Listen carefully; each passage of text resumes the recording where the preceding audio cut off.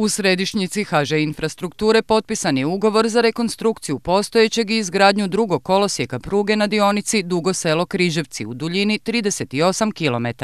Vrijednost projekta koji obuhvaća izvedbu i nadzor radova je 1.254 milijuna kuna. Sa 85% sredstava financira se iz EU fondova, a preostalih 15% nacionalnim sredstvima. Ovo je najveći projekt ikad sufinanciran sredstvima iz EU fondova. Najveći. Ovo je možda i najveći projekat u HŽ Infrastrukturi i željeznici u zadnjih 50 godina. Tako da je ovo zaista za nas jedan veliki i poseban dan. Naš tim je stvorio vrijednost, dodanu vrijednost za ovo društvo od 1.100 milijuna kuna. I zato je ovaj trenutak povijesan za HŽ Infrastrukturu, jer HŽ Infrastruktura koja se percipira kao potrošač kadra je stvarati ogromnu dodanu vrijednost. Trud i entuzijazam uložen u dugotrajnu pripremu ovako složenog projekta se isplatio, a radovi bi trebali početi tijekom ljeta te biti dovršeni u prvoj polovini 2020. Tada će vlakovi na dionici Dugo Selo-Križevci moći voziti brzinom od 160 km/h. Dodatno će se povećati sigurnost, kapacitet pruge, skratiti vrijeme putovanja s 30 na 18 minuta. Rekonstruiraju se svi kolodvori, radi se jedan novi kolodvor. Radi se novih 6 mostova, rekonstruira se postojećih 7. U svim kolodvorima i stajalištima se rade novi pothodnici. Umjesto postojećih željezničko-cestovnih prijelaza rade se 11 nadvožnjaka i 1 podvožnjak.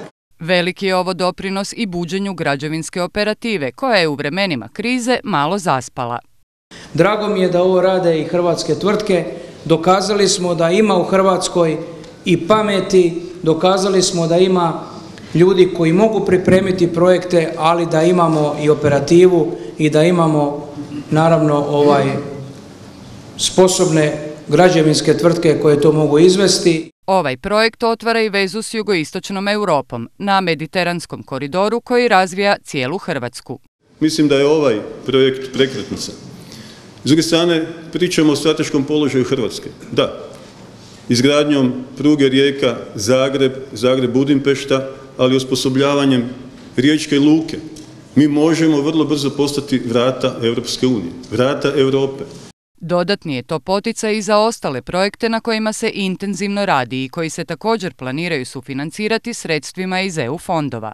S obzirom da znam kakva je komunikacija, koliko radimo i ono što možemo, vjerujem da ćemo u idućih nekoliko godina dostići ovu ciljanu svotu od 900 milijuna eura koje imamo na raspolaganju za pruge i već sad se trebamo pripremati za razdoblje 2020-2027, barem sa dokumentacijom, da to razdoblje dočekamo potpuno spremni. U fokusu su sada projekti koji obuhvaćaju radove na dionicama Vinkovci-Vukovar i Zaprešić-Zabok, te rekonstrukciju kolodvora i izgradnju intermodalnog kontejnerskog terminala Rijeka-Brajdica. Želimo vam obratiti pažnju i na projekte bitne za Slavoniju. Naš zajednički cilj je 2 sata i 8 minuta od Zagreba do Vinkovaca. I naše srce je u pokretanju projekta Vinkovci-Vukovar do kraja godine, te prve faze između Dugog Sela i Novske sljedeće godine. I ovim projektima želi se ne samo unaprijediti kvaliteta željezničkog prometa, već i doprinijeti osnaživanju položaju željeznice u Hrvatskoj. Željeznica danas ima pravo, ima razlog dignuti glavu, ima razloga biti ponosna, jer gledamo ravno u oči boljoj budućnosti. Ponosna sam danas što sam željezničar.